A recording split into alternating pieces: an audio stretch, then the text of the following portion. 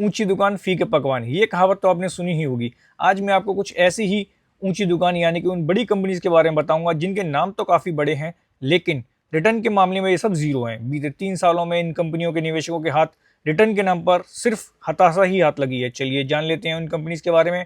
तो जी सबसे पहला नाम है HUL, जिसने पिछले 3 सालों में अपने निवेशकों को मात्र -1.5% का ही रिटर्न दिया है। इन्फोसिस, इसने केवल 2.5% का रिटर्न दिया है।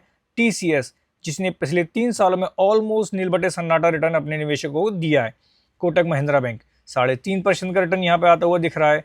टाइटन, देश की सबसे बड़ी ज्वेलरी कंपनी, मगर रिटर्न दिया है सिर्फ 8% का, 8% का। बजाज फिनसर्व ने महज 7% का रिटर्न अपने निवेशकों को पिछले 3 सालों में दिया है। डी मार्ट, देश की सबसे बड़ी रिटेल प्लेयर, मगर रिटर्न सिर्फ 2% यहाँ पर आता हुआ दिख रहा है। विप्रो करीब 7.5% का रिटर्न पिछले 3 सालों में यहाँ पे अपने निवेशकों को देती हुई दिख रही है।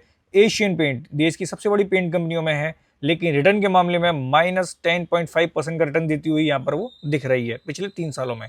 नेस्ले, ये करीब 8% का रिटर्न पिछले 3 सालों में अपने निवेशकों को दिया है। LTIM सिर्फ 5% का रिटर्न अपने निवेशकों को देती हुई दिख रही है। पिडिलाइट 3%। ये कुछ नाम हैं जो कि काफ़ी बड़े हैं, लेकिन रिटर्न के मामले में सबके सब जीरो हैं।